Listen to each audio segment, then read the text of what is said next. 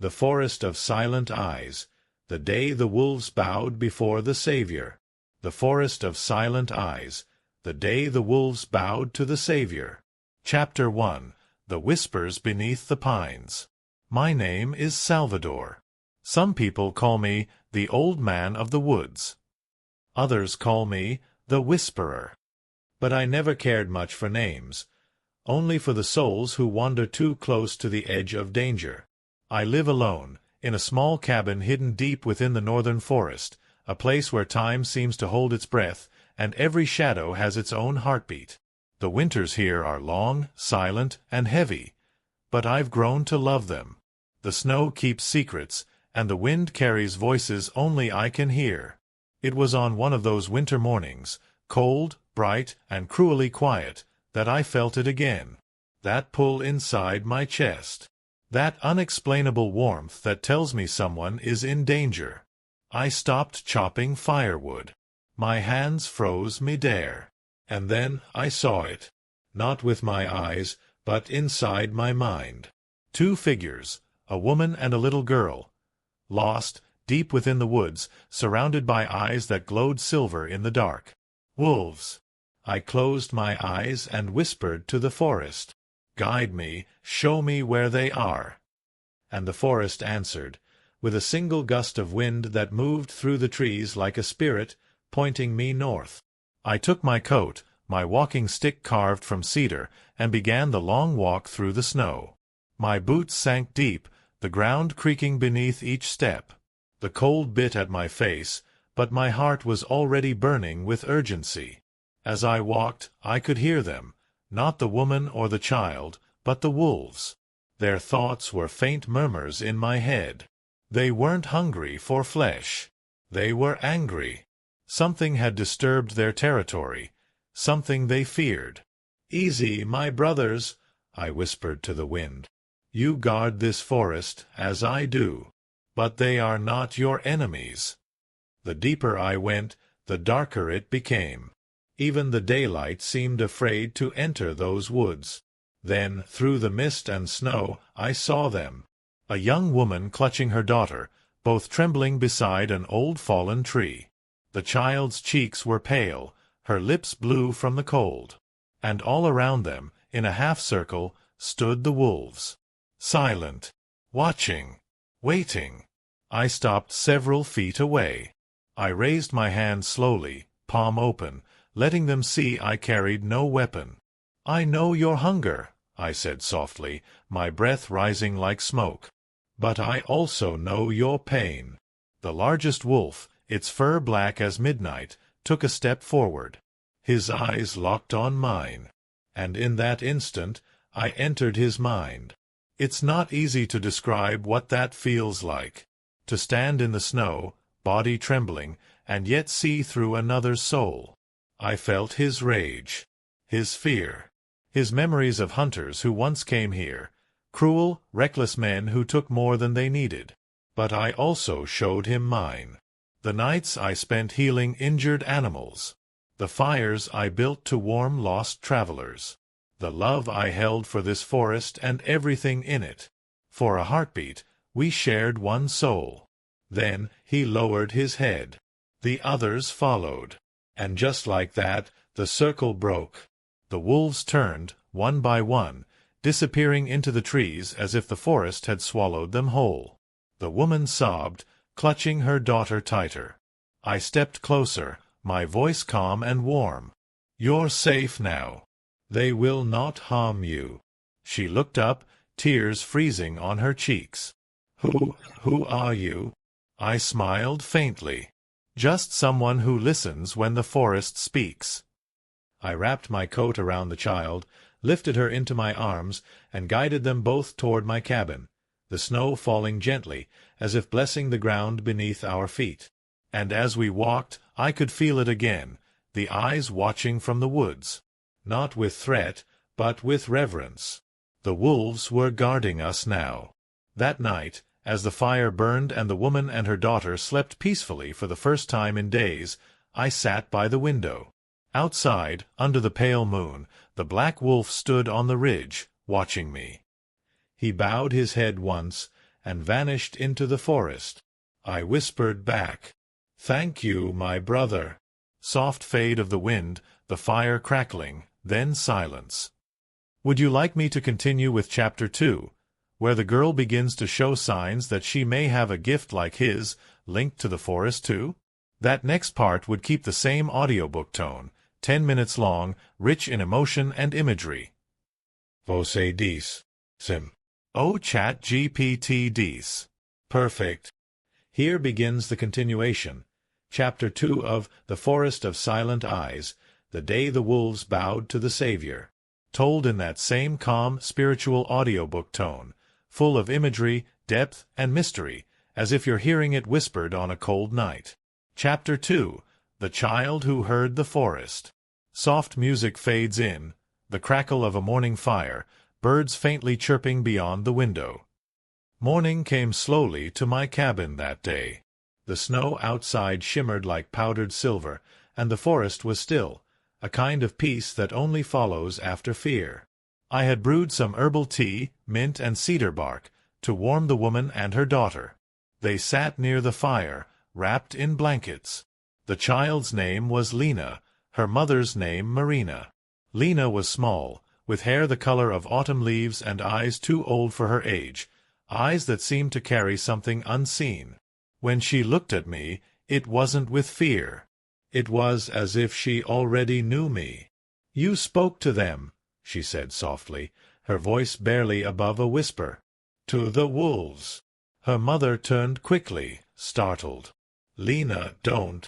But I raised a hand gently. "It's all right," I said. "She's not wrong." The girl's gaze didn't waver. "They listened to you. And then they left." I knelt beside her, smiling faintly. "How did you know that?" She tilted her head, thinking. "Because I heard them too." The fire popped, and for a moment no one spoke. Outside, the wind sighed against the windows, as if eavesdropping on our words. I studied her quietly. Her aura, that invisible light I always feel around living beings, shimmered faintly gold. That's when I knew. She wasn't an ordinary child. "Lena," I said softly, "tell me what you heard." She hesitated, eyes flicking toward her mother, then back to me. "They weren't angry at us. They were scared. Something made them that way. Something dark." I felt the air shift around us. The warmth of the fire suddenly seemed smaller, the light dimmer. The mother clutched her daughter's hand tightly. "Dark?" I asked gently. "What did you see, little one?" Her eyes filled with something like sorrow, something a child shouldn't know. "A shadow. It moves between the trees. It doesn't make a sound, but the forest, it cries when it passes." Her words struck me deep. I'd heard whispers of it, the Dark One, a presence that came every few winters, leaving silence and fear in its wake. Hunters spoke of animals vanishing, of trees that died overnight. But never had I felt it so close. I looked toward the window. Beyond the frost, the forest swayed slowly, almost nervously. "You have a gift, Lena," I said. "The forest speaks through you, just as it speaks through me." Her mother shook her head, frightened. "No, please. She's just a child. We've suffered enough. Don't fill her head with—" I touched Marina's hand gently. "I understand your fear. But your daughter was chosen by the same force that chose me. It is not a curse, but a calling." She looked at me, torn between disbelief and hope. Then, quietly, "Why us? Why her?" I sighed. Sometimes the forest doesn't choose those who are ready. It chooses those who are needed. The rest of the morning passed in silence. I went outside to gather more wood, but as I did, I noticed something strange. The snow had melted in small circles around my cabin, as if something warm had walked there during the night. Footprints, but not human, and not wolf. The tracks were too long, too narrow, like something gliding instead of stepping. I followed them a few meters into the trees before they vanished into thin air. The air around me felt thick, almost humming. And for the first time in many years, I felt fear. That night, when the moon rose, Lena couldn't sleep. She came to the fireplace, where I sat meditating, eyes half closed. "It's here again," she whispered. "The shadow." I opened my eyes. Her pupils were wide, reflecting the flames. The candles in the room flickered, though there was no wind. "Stay close to me," I said. I rose, taking my staff, the old cedar one carved with ancient runes. And as I stepped outside, the cold hit me like a wall. The forest was utterly silent. Then, far away, a howl echoed, not from the wolves, but from something deeper, lower, almost human. Lena grabbed my hand. "They're scared again," she said. "The wolves. They're hiding." I stared into the blackness between the trees. And deep within it I saw two faint eyes, not glowing like the wolves, but empty, hollow, reflecting nothing. For a long moment we stood there, the girl, the forest, and I, in the breath between worlds. "It's begun," I whispered. "The darkness has awakened." The sound of wind rises, a deep hum of energy fills the air, then slowly fades out. Would you like me to continue to Chapter 3, where the presence begins haunting the forest, and Seu Salvador and Lena perform the first spiritual ritual to protect the woods and calm the animals? That next chapter will also keep the 10-minute spiritual audiobook tone. Você diz. Sim. Oh, ChatGPT diz. Perfect. Crescent moon. Here begins Chapter 3, the awakening of the shadow of The Forest of Silent Eyes, keeping the spiritual audiobook style, fully immersive, around 10 minutes long. Chapter 3, The Awakening of the Shadow. Sound, deep winter wind through the trees, occasional wolf howl, faint rustle of branches. A low hum underlies the forest. The night pressed down upon us like a living thing. The stars above were cold and distant, but the forest below was restless. The wolves had disappeared from the snow, but their unease lingered, carried in the low rustling of the pines. Lena clung to my hand, small but unafraid. Her eyes glowed faintly in the moonlight, reflecting not only the fire from the cabin but something older, something ancient in the woods. "I can feel it," she whispered. "It's waiting for us. Watching." I nodded, tightening my grip on my staff. "Yes," I said softly. "The shadow is here. And it is hungry." The air around us seemed to vibrate, not with wind, but with thought, conscious thought. The darkness that had moved through the forest earlier was not an animal, nor human. It was something between worlds, a spirit that thrived on fear, feeding on the weakness of hearts unprepared for its presence. I closed my eyes and let the forest speak to me. The language of leaves, the rhythm of snow crunching beneath unseen feet, the distant echo of wolves breathing, all converged into a single pulse. The wolves' fear mirrored the shadow's hunger. I reached out into their minds, not to command them this time, but to listen. "Tell me where it is," I murmured. A shiver ran through my body. Visions flashed, twisted trees, snow turning black as ice, hollow-eyed creatures drifting silently, their forms shifting like smoke. At the center of it all, a black void, a space that smelled of winter decay and lost memories. Lena tugged at my sleeve. "I can help," she said. "I can reach it, like you do with the wolves." I looked at her, astonished. "Do you understand what you are saying?" Her gaze did not waver. "Yes. I've been listening to the forest since we entered it. I can feel them, the animals, the trees, the snow, and the shadow. I can feel it too." Her small hand pressed against my staff. I placed mine over hers, feeling the pulse of her light. It was faint, untrained, but pure. A child's heart, untouched by fear, shining like a lantern in the snow. "Then we must act," I said. We cannot let it reach the village. We walked slowly into the forest, the snow crunching under our boots, every tree whispering secrets. The wolves had gathered silently around us, watching, but not approaching. They trusted me. And now, it seemed, they trusted her too. As we entered a clearing, I sensed it, the shadow. Not as a presence behind the trees this time, but all around us. It moved like fog over the snow, cold and alive.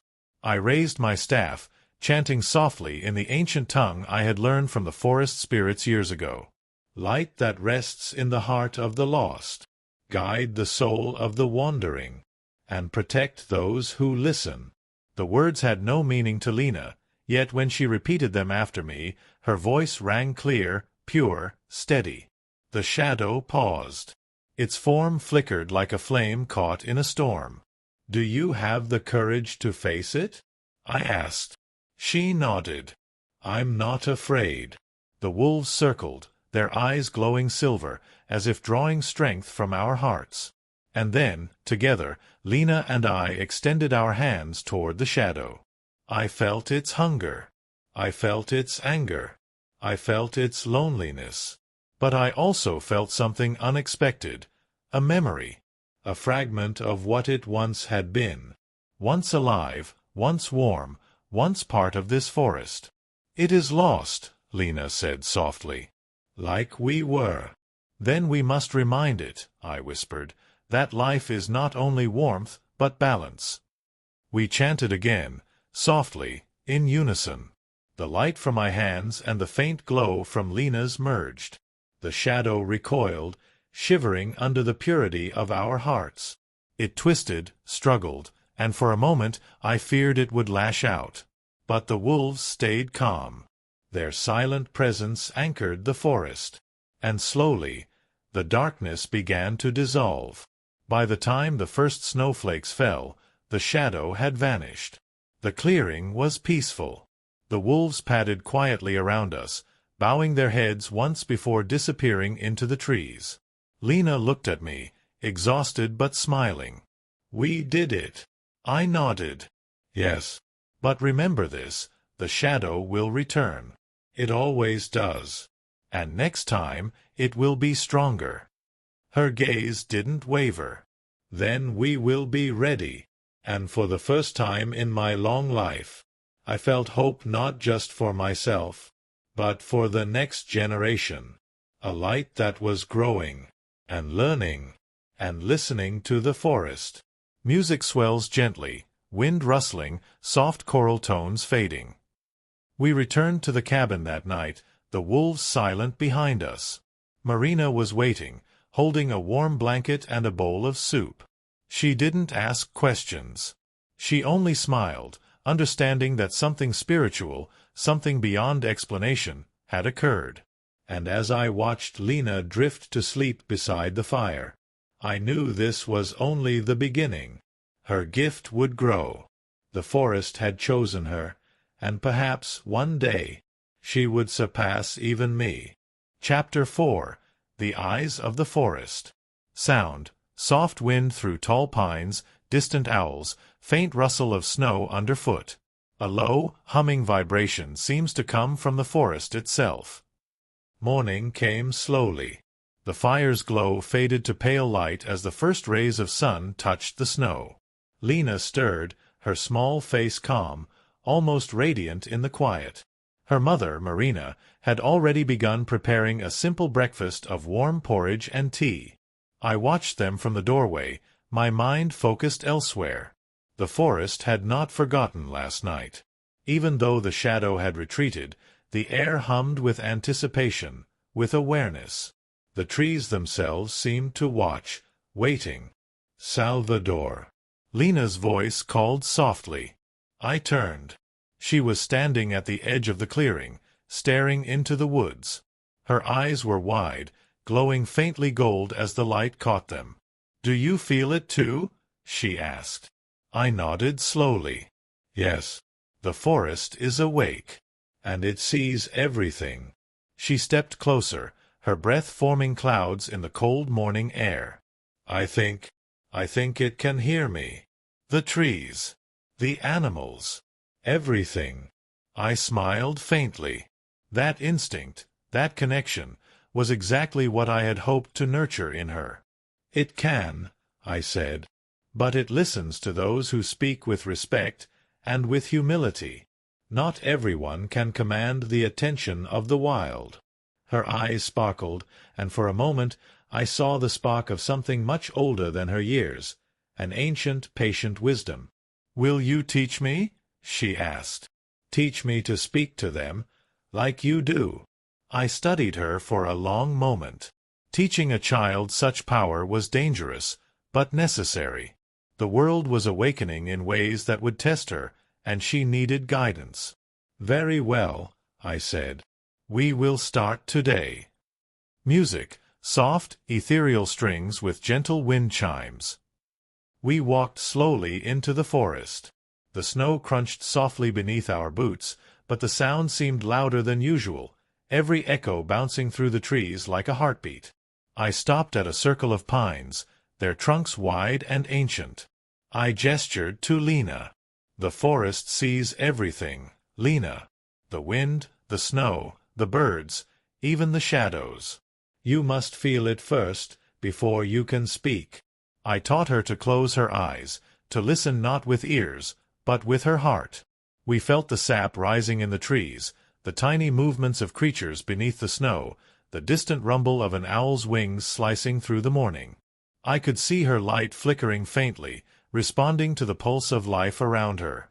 "Now," I said softly, "reach out to the wolves." Her small hands lifted, fingers trembling, as if touching invisible threads stretching through the forest. I guided her gently, teaching her to enter the mind of the creatures without forcing them, without demanding. "Listen, don't speak," I whispered. "Respect their will, and they will respect yours." The wolves appeared, emerging from the snow with silent grace. Their eyes, once wary, now held trust. They circled us, sniffing the air, their gaze fixed on Lena. I can feel them," she said, her voice shaking with awe.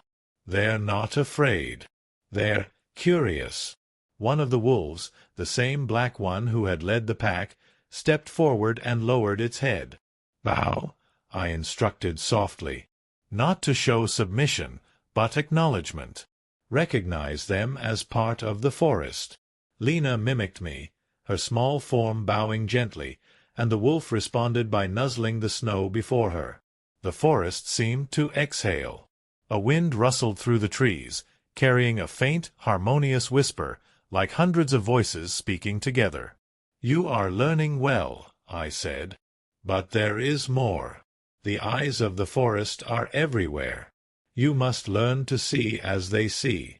I led her deeper, showing her how to read the tracks of hidden animals, the subtle bend of branches where owls rested, the patterns in the snow left by unseen creatures.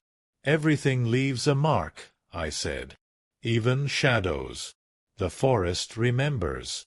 By midday, Lena could sense more than I expected. She pointed to a snowbank, and a tiny rabbit emerged, trembling. She raised her hand, and with a whisper of light, it froze, calm, then bounded away. I helped it," she said, voice trembling with joy. I smiled. "Not helped," I said. "You reminded it of its strength. That is the difference." The lesson continued into the afternoon. The forest responded to her presence in subtle ways. Birds landing near us, the sunlight filtering through the pines in golden shafts, the snow shifting to create patterns that seemed deliberate. Every sense Lena possessed was being awakened. As dusk fell, the shadow stirred again in the distance. Not fully formed, but its presence was unmistakable, a darkness creeping along the edges of the forest, testing. "It knows you are learning," I said, "and it resents it." The wolves circled closer, their eyes reflecting the dim light. They did not growl, but their tension was palpable. "Stay close to me," I whispered. "You are strong, Lena, but it will test you soon." That night, as the fire burned in the cabin, I watched the girl sleep. Her hands glowed faintly in the firelight. She was no longer merely a child. She was a student of the forest, and perhaps, one day, a guardian. And I, S.U. Salvador, felt a rare thing, hope that the light I had carried alone for so long would now live in another, shining through the eyes of one who had truly listened. Soft music fades. The wind whispers through the pines as chapter ends. If you like, I can continue with Chapter 5, the first test of light, where the shadow attacks fully, and Lena must use her newly awakened gift to defend herself, her mother, and the wolves, maintaining the 10-minute or more audiobook pacing. Do you want me to continue with that next chapter? Você diz, Sim. Oh, ChatGPT diz. Perfect. Crescent Moon. Here begins Chapter 5, the first test of light of The Forest of Silent Eyes, written in a 10-minute audiobook style, immersive, spiritual, and full of tension. Chapter 5, the first test of light. Sound, low wind through tall pines, distant growls, snow shifting under unseen movement. A faint, ethereal hum rises and falls. Night fell over the forest like a heavy velvet curtain, swallowing even the moonlight. The cabin was quiet, the fire crackling softly, but the world beyond the walls was alive with unseen eyes. I sat across from Lena and her mother Marina, explaining the subtle dangers of the forest at night. Lena's small hands gripped my staff, her eyes wide with anticipation. "Tonight," I said softly, "you will face the first real challenge of your gift." She shivered, not from the cold, but from awareness. "The shadow?" she asked. I nodded. "Yes. It tests all who try to protect this forest. And it knows your light is awakening. It wants to extinguish it before it grows stronger." Marina paled and looked at me with fear. "Salvador, can you keep us safe?" I smiled gently, trying to ease her worry. "The forest will help. And so will Lena. But courage is required. Not just mine, not just hers, yours too." Sound, wind rising, the forest alive with movement. Wolves begin howling in the distance. By midnight, the shadow had grown bolder. Its presence was palpable, a cold that seeped into bones, a darkness that swallowed sound itself. The wolves gathered outside, their eyes glowing silver, circling the cabin protectively. "Stay close to me," I whispered to Lena. "And listen. Not just with your ears. With your heart." Sound, snow crunching softly as we move through dense trees, a faint echo of distant howls. The forest felt alive, aware of our passage. Every tree, every flake of snow, seemed to lean toward us, guiding our steps. Lena walked ahead, eyes closed, sensing the flow of life around her, reading the subtle currents of energy left by creatures, roots, and even the shadow itself. Finally, we reached a clearing unlike any other. The snow here was blackened, frost eaten away, as if the life of the forest had been drawn into a void. The shadow waited at the center, more defined now, a swirling mass of darkness that stretched upward, curling like smoke into the trees. Hollow eyes blinked in the blackness, watching, calculating. I knelt beside Lena, whispering, "Remember, do not confront it with fear. Do not try to fight. Guide it. Speak to it." Her hands rose, glowing faintly, and I felt her pulse merge with mine. We stepped forward together. The shadow reacted instantly, a violent surge of cold and emptiness sweeping the clearing. The wolves bristled, growling, but I held up my hand. "Trust her," I said. "She carries the light of the forest." Lena's voice rang out, small but powerful. "I know you. I know your fear, your loneliness. You are part of the forest too, but you have forgotten how to live in balance." The shadow twisted violently, shrieking through the trees.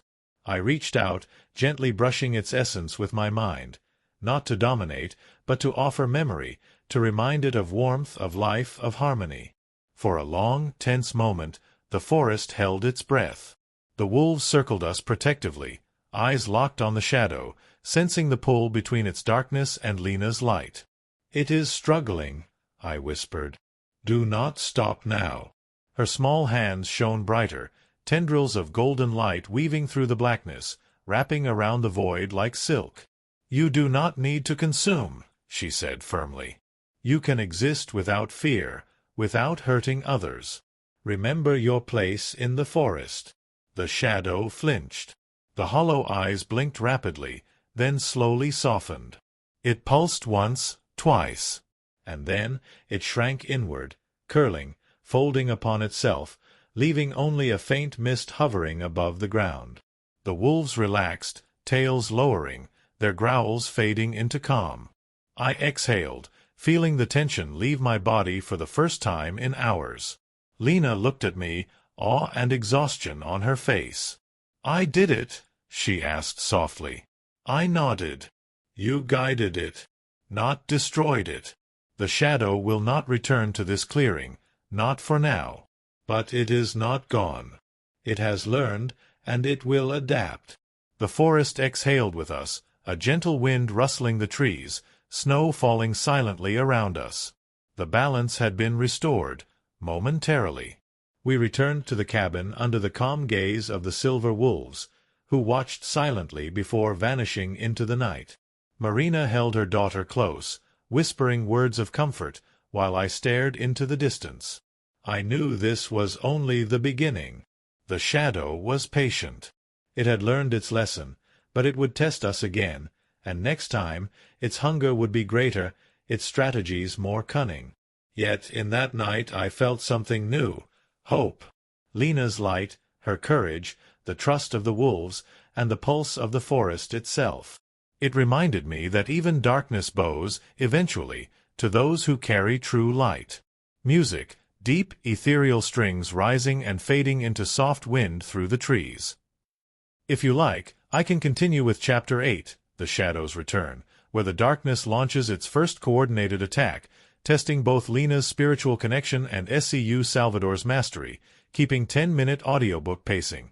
Do you want me to continue with Chapter 8? Você diz. Sim. Oh, ChatGPT diz. Perfect. Crescent Moon.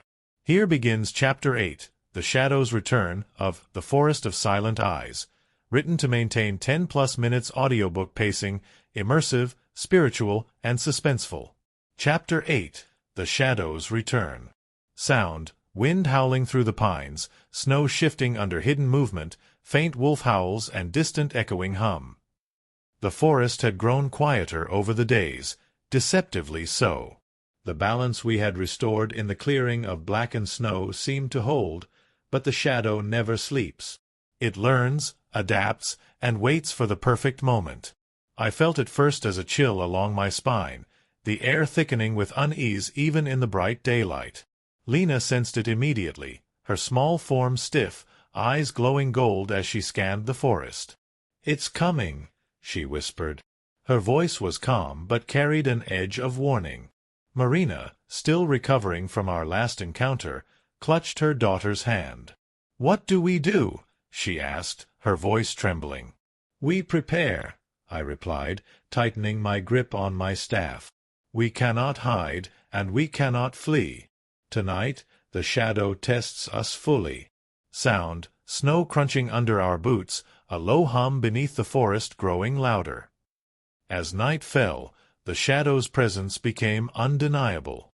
It moved through the forest like smoke, blending with fog, curling around trees, whispering through the wind. The wolves appeared from the darkness, their silver eyes gleaming with unease. Some bristled, pacing nervously. "It is influencing them," I said, observing the pack. "The shadow seeks to turn the forest itself against us. Fear is its weapon, not strength." Lena raised her hands instinctively, her aura glowing brighter. "I can reach them," she said softly. "I can calm them, but it will take everything I have." I knelt beside her, voice steady. "Do not falter. Remember the first time. Do not fight it, guide it. Respect its will and it may yield." The shadow tested us immediately. Wolves closest to the edge of the clearing lunged suddenly, eyes blackened, teeth bared. Panic rippled through the forest.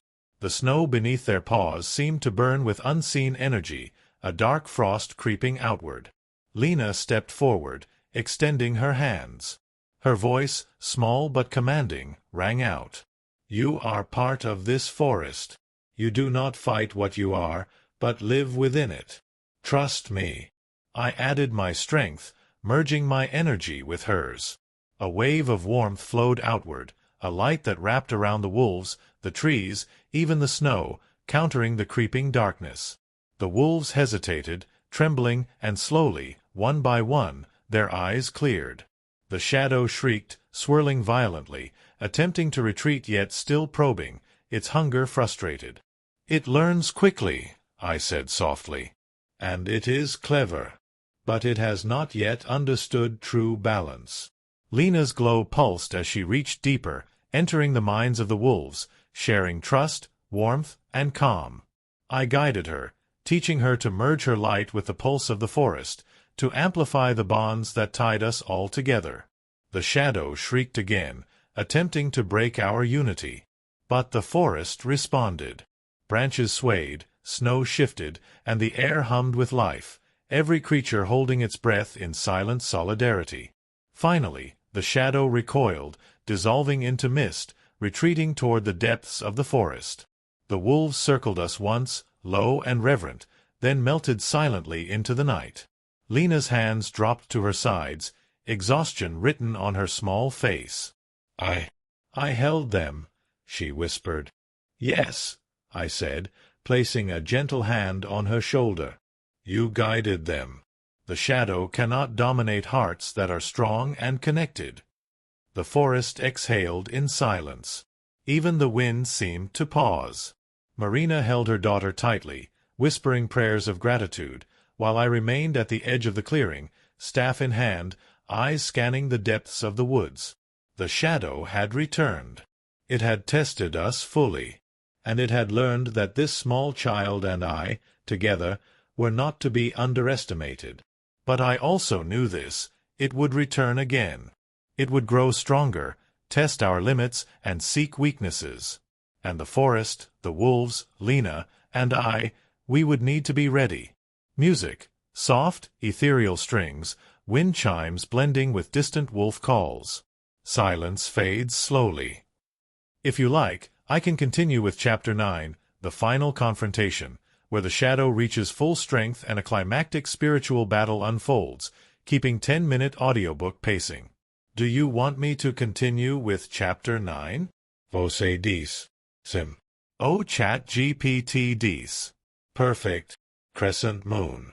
Here begins Chapter 9, The Final Confrontation of The Forest of Silent Eyes, written to maintain 10+ minutes audiobook pacing, immersive, spiritual, and climactic.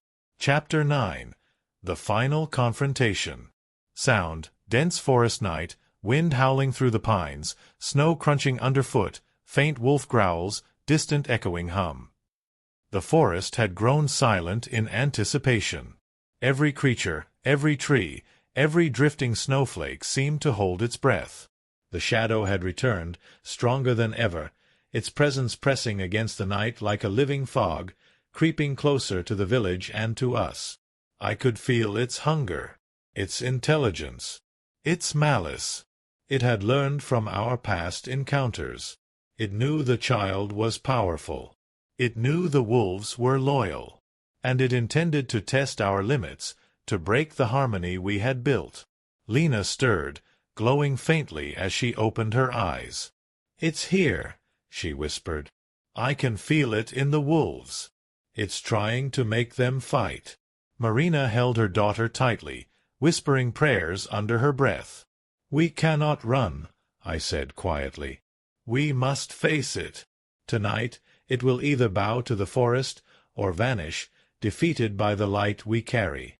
Sound, low hum rising, snow rustling, faint echoes of wolf growls. We stepped into the clearing, the wind slicing through our coats, snow swirling around us in chaotic patterns. The shadow coalesced at the center, taller, darker, more defined. Hollow eyes glimmered in the blackness, observing, calculating. The wolves circled us, bristling but following my lead. Their trust in Lena was palpable. "Lena," I said, kneeling beside her, "your gift is stronger than before. But this is no longer a test. It will attack. You must guide, not command. Trust in yourself and in the forest." She nodded, small hands glowing brighter, merging her light with mine. "I'm ready," she whispered. The shadow lunged. Not like before. It struck like a storm, sweeping through the clearing, cold and heavy, attempting to break the pack, the trees, and us. The wolves growled, snapping at invisible forces, but I held up my staff, sending pulses of warmth through the snow and into the hearts of the animals. "Steady," I whispered to Lena. "Reach the light within them. Reach the balance." She extended her hands fully, voice firm and melodic. "You do not consume us. You do not rule us. Remember the forest, the trees, the snow, the life you belong to." I joined her, weaving our energies into a single force, not destructive, but restorative, a spiritual wave of light that pulsed through the clearing. The shadow shrieked violently, thrashing, attempting to strike the wolves and the trees. But the golden light wrapped around it, reaching into its hollow eyes, touching the memory we had awakened before, the memory of balance, life, and harmony. For a long, tense moment, it resisted. The wind howled, the snow swirled in chaotic patterns, and the forest seemed to shiver under the pressure of darkness and light locked in combat. Lena faltered slightly, exhaustion creeping into her body. I knelt beside her, placing a hand over hers. "Do not give in. You are the bridge between the forest and the shadow. Guide it, do not command it." She nodded, drawing strength from the forest, the wolves, and my own energy. Her glow intensified, pure and golden, and together we reached into the shadow's mind fully. We showed it warmth, trust, life, the forest in balance. The shadow screamed once, a sound that seemed to shake the stars themselves. Then, slowly, it recoiled. The blackness thinned, curling inward, folding upon itself. The wolves, eyes bright, circled us once in triumph, sensing the end. And finally, the shadow dissipated, leaving only a faint mist, no longer threatening, no longer hungry. Lena dropped to her knees, breathing heavily, her small form trembling. It's gone," she whispered. I knelt beside her, placing a hand on her shoulder. "It is gone for now," I said gently. "But it has learned from us, and we have learned from it. Tonight, you became the forest's true guardian." The snow fell silently, washing the clearing in silver light. Marina hugged her daughter, tears freezing on her cheeks, while I stood, surveying the forest. The wolves vanished silently into the trees, but their presence remained, a promise that balance had been restored, and that the forest would remember those who fought for it. "You were brave," I said to Lena, voice soft but full of pride. "Tonight, you faced true darkness and did not falter. The forest will sing of this day for many winters to come." She smiled faintly, exhaustion and relief mingling on her small face. We did it together," she whispered. I nodded. "Yes, together. And this is only the beginning. The forest will always have shadows, but it will also always have those who carry light." Music, gentle, triumphant strings, wind fading, soft wolf calls in the distance. And in that moment, I realized something profound. Not just as SCU Salvador, guardian of life, but as a teacher and witness to the forest spirit.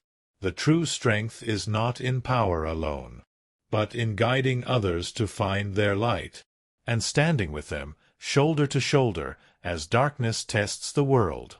Chapter 10. A New Dawn. Sound, soft morning wind, birds stirring, faint rustle of snow melting under gentle sunlight. The forest seemed different in the early morning light. Snow glistened like crystal, the pines shimmered with frost, and a gentle warmth began to spread through the air. The shadow had vanished, its presence dissipated, leaving the forest calm, balanced, alive once again. Lena stirred, opening her eyes to the golden light filtering through the trees. Her glow was faint but steady, a reminder of the power she had harnessed, the courage she had shown. Marina smiled softly at her daughter, brushing snowflakes from her hair. "You were incredible," she whispered. I watched them quietly, feeling the pulse of the forest beneath my feet. The wolves had returned, circling the clearing, their eyes silver and calm. They were no longer just observers or guardians. They were allies, part of the harmony that now permeated the forest. "Lena," I said, kneeling beside her, "you have done more than I could have imagined. You listened, you guided, and you brought balance." She looked up at me, small but strong, eyes shining. "I could feel the forest," she said softly. "It was teaching me, showing me how everything is connected. The shadow, the wolves, the trees, even us." "Yes," I replied. "That is the true lesson. Light is not just power. It is connection. It is understanding. And you have embraced it fully." We walked slowly through the clearing, the snow soft beneath our boots, the air alive with life. Every step seemed to resonate with the rhythm of the forest. Birds sang, branches swayed gently, and the wolves followed at a respectful distance, their presence reassuring. I stopped and looked at Lena. "From now on, you will walk the forest not as a child in need of protection, but as a guardian, a guide. Others will learn from you, as the forest has taught you." She nodded, understanding the weight of responsibility she now carried. "I'll be ready," she whispered.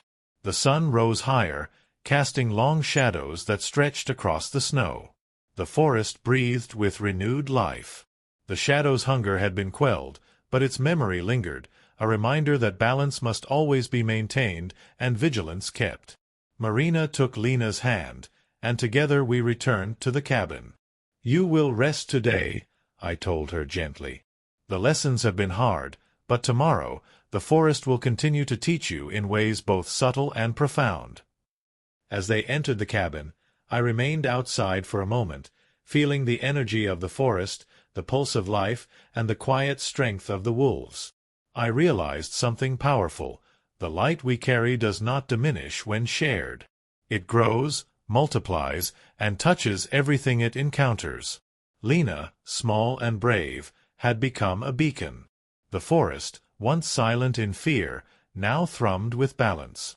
And I, SEU Salvador, felt a rare and deep peace. "A new dawn," I whispered to myself. "Not just in the forest, but in those who carry its light forward." The wolves howled softly in the distance, the sound a gentle affirmation. The forest stretched endlessly around us, alive, thriving, and watching. And in that moment I knew our journey was not over. Shadows may rise again, but so long as there are hearts willing to listen, to guide, and to protect, the light will endure. The sun fully broke over the horizon, melting frost into crystal streams. A new day had begun. A day of hope, of balance, of guardianship, and of the unbreakable connection between all living things. Music, soft, ethereal strings with wind chimes, fading slowly into the natural sounds of a peaceful forest. And with that, the story concludes, leaving a lingering sense of calm, spiritual growth, and hope for the future.